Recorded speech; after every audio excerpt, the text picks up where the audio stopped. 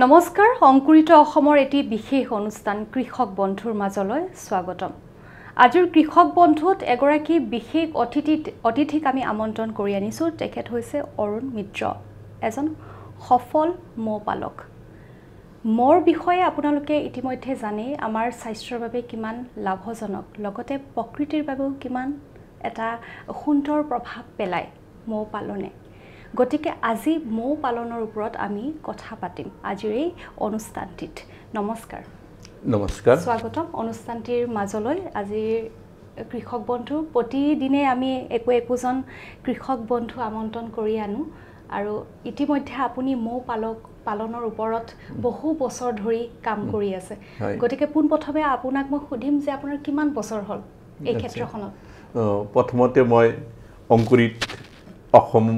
News চেনেলটিক মই তাৰমানে কি স্বাগতম ধন্যবাদ জনাইছোঁ মই মৌ পালন কৰাত যেতিয়া নেকি মই স্কুল লাইফত 1983-84 চনৰ পৰাই মই মৌ পালন আৰম্ভ কৰিছোঁ তেতিয়া তাৰমানে এবহা মৌ মোৰ ঘৰত চাপিছিলে তেতিয়া জানা মানুহ এজন তেখেত LP স্কুলৰ শিক্ষক আছিলে তেখেতক মাতি আনিলোঁ আৰু তেখেতত হতুৱাই এই বাকচটো মই তাৰমানে নতুন সায়েন্সিক বাকচত মই ট্ৰান্সফাৰ কৰি ল'লোঁ আৰু কেনেকৈ প্ৰতিপালন কৰিব লাগে তেখেতৰ পৰা প্ৰাইমাৰী জ্ঞানখিনি মই লৈছোঁ তাৰ পিছতে তাৰমানে সেই বছৰতে এবহাৰ পৰা দুবহা বনালোঁ দুবহাৰ পৰা তাৰপিছত আৰু এটা নেচাৰেলি তাৰমানে মই ধৰিলোঁ এনেকৈ ধৰি লৈ প্ৰথম বছৰতে মই প্ৰায় 40 কেজিমান মৌজুল পালোঁ তেতিয়াৰ পৰা মোৰ এনেকুৱা এটা তাৰমানে কি হেঁপাহ আহি গৈছে 20 টকা 30 টকা দামত মই মৌজুলখিনি তাৰমানে বিক্ৰী কৰিছোঁ স্কুলত মই তেতিয়া মানে 7ত পঢ়ি আছোঁ স্কুলৰ যাৱতীয় যিখিনি খৰচ পাতি কিতাপ পত্ৰ কাপোৰ কানি গোটেইখিনি মই তাৰমানে মা দেউতাক মানে পৰা লগা নাছিলে তো এই যিটো উৎসাহ প্ৰথম বছৰ আমাৰ মোৰ 3 বহা ছেকেণ্ড বছৰ মোৰ তাৰমানে 10 বহামান হৈ গ'ল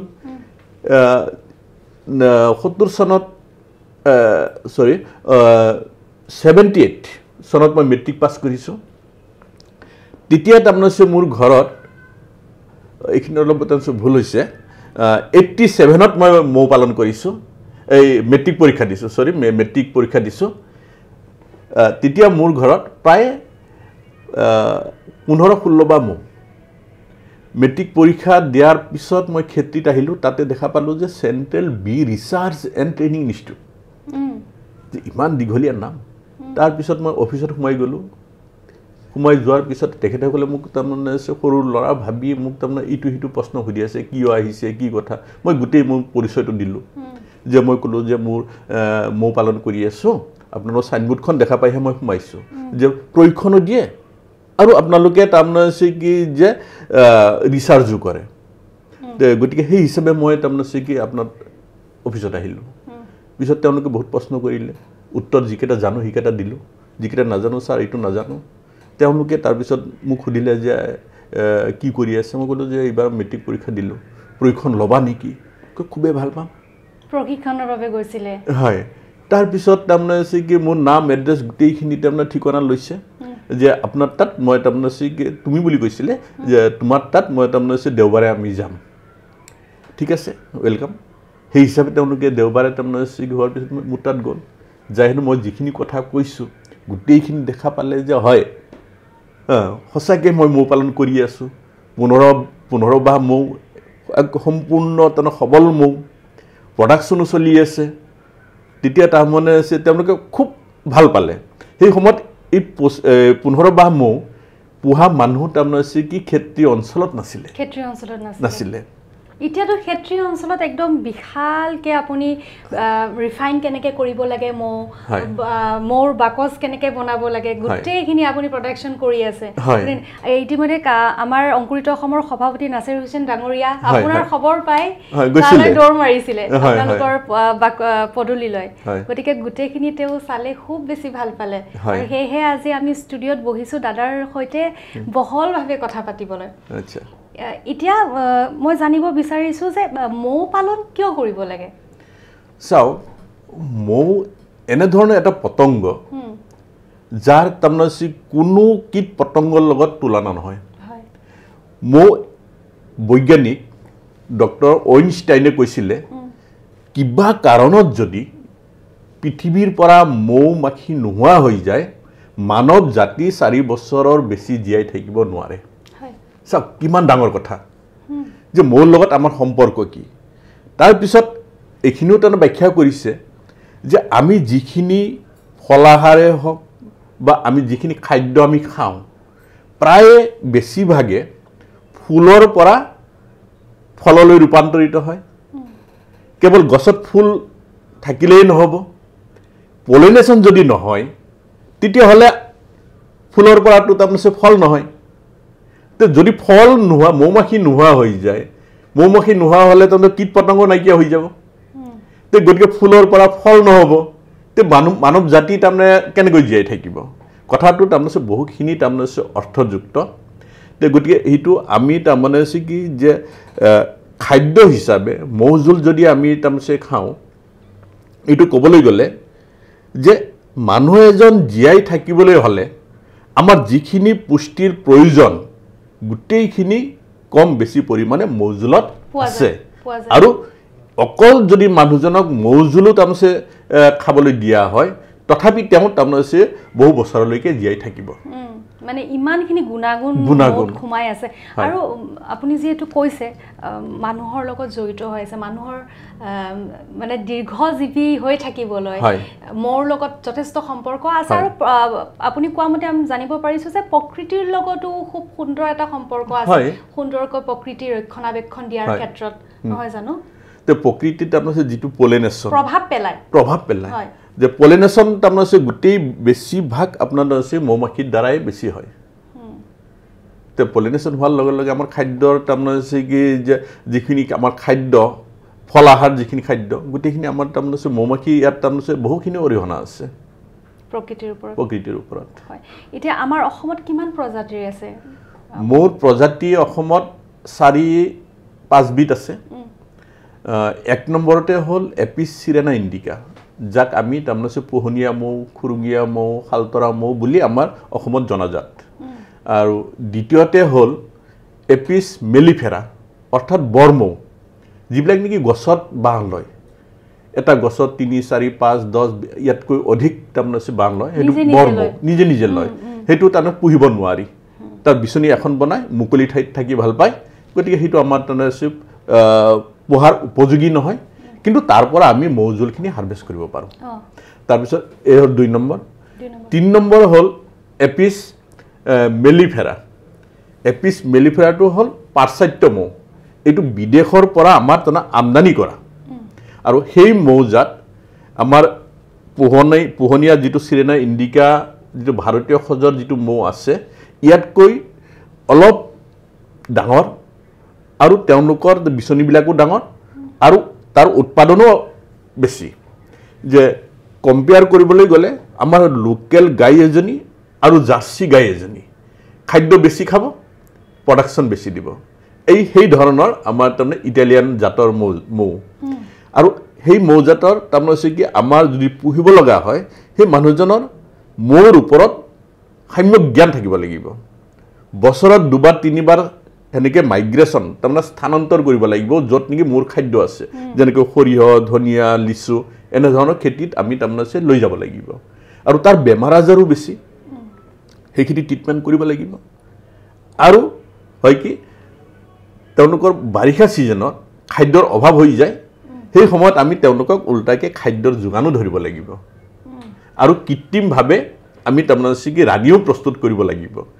অলপ তাৰমানে জটিল কিন্তু নোৱাৰাৰ কথা একোৱে নাই সেইটো আৰু উৎপাদনো বেছি হয় এটা বাকচত আমাৰ পোহনীয়া মৌ যদি আমি জেনেৰেলি আমি এনে সাধাৰণভাৱে যদি প্ৰতিপালন কৰোঁ তে 10-ৰ পৰা 15 কেজি মৌজোল আমি পাওঁ যদি এই আমাৰ শালতৰা মৌতে যদি আমি বৈজ্ঞানিক পদ্ধতিত যদি আমি মৌ পালন কৰোঁ যেনে ধৰণৰ আমি ছিজনেল মেনেজমেণ্ট আমি কৰোঁ অভাৱ ছিজনত আমি খাদ্যৰ যোগান ধৰোঁ তাৰপিছত কৃত্ৰিম মম বিচনী আমি যদি ব্যৱহাৰ কৰোঁ বছৰত যদি আমি 2-3 বাৰ তাৰমানে মাইগ্ৰেশ্যন কৰোঁ হানি চেম্বাৰ যদি 2-3টা যদি আমি তাৰমানে ব্যৱহাৰ কৰোঁ তেতিয়া এবহা মৌৰ পৰা মই ডাঠি ক'ব পাৰোঁ 20-ৰ পৰা 25 কেজি মৌজোল ইজিলি পোৱা যাব তে আমাৰ এই তিনিটা প্ৰজাতি আমাৰ তাৰমানে আছে আৰু দুটা প্ৰজাতি আছে এটা হ'ল এপিছ ট্ৰাইগনা সেইটো আমি পুহিব নোৱাৰো সেই মৌজাত আমাৰ তাৰমানে জোপোহাত তাৰমানে বাঁহ লয় এটাহে বিচনী বনাই সৰুকে অলপ চলপ তাৰমানে মৌজোল পোৱা যায় তাৰপিছত আৰু এবহা আছে যেটো ষ্টিংলেছ বি সেইটো একদম তাৰমানে কি সৰু বাকচত সেইটো পৰ্যবেক্ষণ মোটাত চলি আছে আৰু ইফালে মেঘালয়তো তাৰমানে RRTC বুলি এটা অনুষ্ঠান আছে তেওঁলোকে ইয়াৰ ওপৰত ৰিচাৰ্চ কৰি আছে পুনেটো ইয়াৰ ৰিচাৰ্চ চলি আছে আৰু ব্যক্তিগত হিচাপে ময়ো তাৰমানে তাৰ ওপৰত তাৰমানে কৰি আছো তো আমাৰ 5 বিধ প্ৰজাতি আছে 5 বিধ ধৰিব পাৰি আৰু এবিধ আছে আছে দিয়ানক যেহেতু পুহিব নোৱাৰি সেইটো কথা বাদে দিলো 5 বিধ আমি তাৰমানে কি অসমত পোৱা যায় 5 বিধ এটা আমাৰ অসমৰ পৰিবেশৰ বাবে কোনবিধ প্ৰজাতি আটাইতকৈ বেছি ভাল বুলি ক'ব আপুনি অসমৰ পৰিবেশৰ লগত চাও যেটো আমাৰ তাৰমানে ইণ্ডিয়ান বি আমাৰ ভাৰতীয় সজৰ যেটো মৌমাখি আছে এপিছ চিৰেনা ইণ্ডিকা যাক আমি তাৰমানে পোহনীয়া মৌ বুলি হালতৰা মৌ বুলি কওঁ এইটো অনাহাহে আমাৰ অসমত যিকোনো হেৰিতে আমাৰ তাৰমানে পৰিবেশতে হি খাপ খাব পাৰে আৰু তাৰমানে তাৰ উৎপাদন ল'ব পাৰি উৎপাদন কিমান হয় উৎপাদনটো আমাৰ অলপ আগতে ক'লো আপোনাৰ তাৰমানে সাধাৰণভাৱে আমাৰ 10 পৰা 15 কেজি পাব আৰু যদি তাৰমানে তাতে প্ৰতিপালন ভালকে বৈজ্ঞানিক পদ্ধতি যদি অৱলম্বন কৰে তেতিয়াহ'লে 20 পৰা 25 কেজি পাব কিমান দিনত হয় উৎপাদনটো আমাৰ আৰম্ভ হয় অসমত সৰিয়হ সিজনৰ পৰা সৰিয়হ যেতিয়া ফুলিব তেতিয়াৰ পৰাই আমাৰ তাৰমানে উৎপাদন আৰম্ভ হ'ব বৰষুণ আৰু তাৰ মাজতে অলপ চলপ গ্যাপ পৰে তো বাৰিষা সিজন আহালৈকে জুন জুলাই লৈকে তাৰ পৰা উৎপাদন আমি পাব পাৰি মোটামুটি আমাৰ 6 মাহ আমি তাৰমানে মৌ বাহাৰ পৰা উৎপাদন ল'ব পাৰি ডিসেম্বৰৰ পৰা আৰম্ভ কৰি জুন জুলাই লৈকে আপুনি কৈ থাকোতে কিবা পোহনীয়া মৌৰ কথাও কৈছে আৰু বনৰীয়া মৌৰ কথা কৈছে পাৰ্থক্যটো মই অলপ জানিব বিচাৰিছো তা চাও বনৰীয়া মৌ আৰু পোহনীয়া মৌৰ মাজত মৌ জুলৰ মাজত পাৰ্থক্য বৰ বেছি নাই মই দুইটা মৌজুলে ল্যাব টেষ্ট কৰাইছিলো কিন্তু তাৰ যিখিনি তাৰমানে কি ডেক্সট্ৰল ফ্ৰুক্টোজ গ্লুকোজ সুক্ৰোজ যিখিনি থাকিব লাগে আছে প্ৰায় সমসাময়িক 1-2% ইফাল হয় কিন্তু পাৰ্থক্য আমি নিজে নিজে তাক তাৰমানে বেয়া কৰো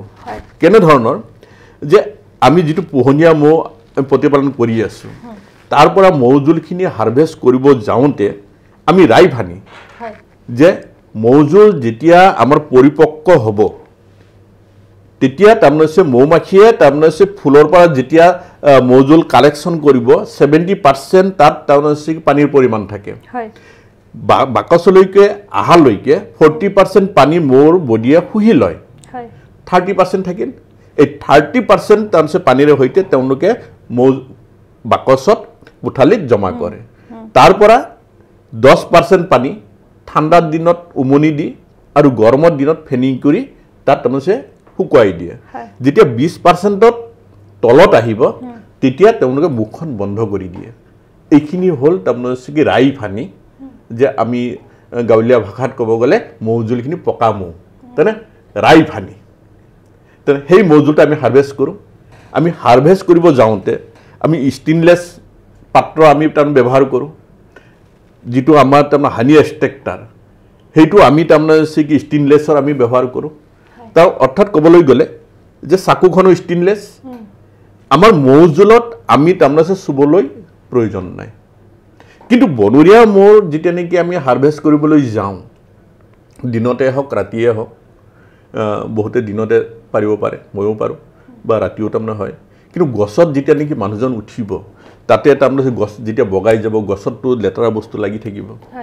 ওপৰত যাওঁতে তাৰমানে তাত অলপ স্মক ধোঁৱা ব্যৱহাৰ কৰে তাত ধোঁৱা ব্যৱহাৰ কৰিব যাওঁতে তাৰমানে আপোনাৰ তাৰমানে চাইটাই অলপ তাৰমানে লাগি যায় যেতিয়া নেকি মৌ পৰ্চনটো কাটিব কাটা সময়তে তাৰমানে মৌ জুলখিনি কাটিলে তাৰ লগত ৰেণুৰ অংশ তাৰমানে কাটা খালে কণীৰ পলু থকা চাক এখনো কাটা খালে তাৰ পিছত আপোনাৰ তাৰমানে কিছু মৌ গুটিও তাৰমানে তাত সোমাই গ'ল তে গোটেইখিনি আমাৰ টিঙত সোমাই গৈছে সেইখিনি যেতিয়া আনি লৈ যিখিনি তেওঁলোকে যিখিনি পাৰে পৰিষ্কাৰ কৰিলে আৰু তাৰমানে সেইখিনি মেচিনতো ওলাব নোৱাৰে মৌ হিঠা থাকিব সেইখিনি হাতেৰে তাৰমানে চেপি লয় গতি তাতে তাৰমানে ৱাক্সৰ পৰিমাণটো তাৰমানে কি বাঢ়ি যায় গতিকে সেনেকৈ তাৰমানে মৌ জোলৰ যিটো তাৰমানে কি যে ডেছপাৰেট যিটো তাৰমানে যিটো অৰিজিনেল যিটো ৰং কালাৰ থাকে সেইটো অলপ নোহোৱা হয়, অলপ ঘোলা টাইপ তাৰমানে হৈ যায়। গতিকে মৌ জোলত পাৰ্থক্য নাই, কিন্তু আমাৰ হাৰ্ভেষ্ট কৰাৰ ক্ষেত্ৰতে অলপ তাৰমানে কি তাৰ গুণগত মান যে হাইজেনিকটো ৰক্ষা কৰিব তাৰমানে কি নোৱাৰি। এতিয়া আমি জনামতে আপুনি ক্ষেত্ৰীটো মৌ পালনৰ ওপৰত বিশাল এখন সাম্ৰাজ্য আপুনি গঢ়ি তুলিছে। ইমান ডাঙৰ নহয়, অলপ বেছিকে কৈছে আপুনি। খুব ভাল, আপুনি ডাঙৰকে কৰি আছে আমি জনামতে। এতিয়া তাতে কেনেকুৱা ধৰণৰ বৰ্তমান কিবা মৌ পালনৰ ওপৰত আৰু কিবা নতুন পদক্ষেপ আপুনি ভাবিছে নেকি বা নতুন কিবা? মই যেতিয়া তাৰমানে প্ৰথম মৌ পালন আৰম্ভ কৰোঁ, এই যেতিয়া সেই 1991 প্ৰশিক্ষণ লোৱাৰ পিছত উপযুক্ত মৌ বাকচৰ অভাৱ আছিলে। মৌ পোহা যিখিনি সামগ্ৰীৰ প্ৰয়োজন আছিলে সেইখিনিও তাৰমানে কি নোহোৱা হ'ল নাছিলে। তেতিয়া মই নিজৰ কাৰণে বাকচ 10টা বনাওঁ, 5টা বিক্ৰী হৈ যায়, 5টা তাৰমানে মোৰ কাৰণে ৰাখিলোঁ, তাৰপিছত আৰু 10টা এনেকৈ যায়। এতিয়া মোৰ তাত চাওক মৌ বাকচ বনোৱা এখন তাৰমানে কাৰখানাই হৈ গ'ল, য'ত নেকি এতিয়া বৰ্তমান 10 পৰা 12জন ল'ৰাই তাৰমানে কাম কৰি আছে। কেৱল মৌ বাকচে নহয়,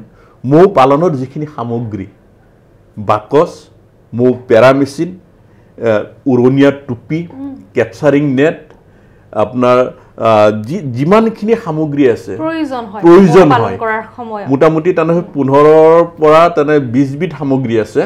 গোটেইখিনি মই তাৰমানে কিছুমান তাৰমানে নিজে বনাব নোৱাৰোঁ, আমি বেলেগৰ পৰা কিনি আনিও গোটেইখিনি সামগ্ৰী মোৰ তাত পাব পাৰি। এইখিনি কৰাৰ পিছত মোৰ আৰু প্ৰব্লেম নহয়। মোৰ লগতে মই আৰু ধৰক অসমত যেনেকৈ এগ্ৰিকালচাৰ,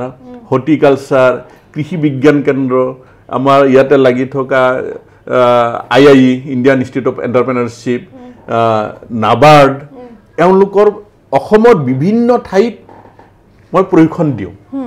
আৰু প্ৰশিক্ষণৰ কথা সুধিব বিচাৰিছোঁ আপোনাক। প্ৰশিক্ষণ দিওঁ, তেওঁলোকেও কেতিয়াবা তাৰমানে এনেধৰণৰ সামগ্ৰী বিচাৰে, তেওঁলোকে মোৰ পৰা যাৰ প্ৰয়োজন হয় কিনি লৈ যায়।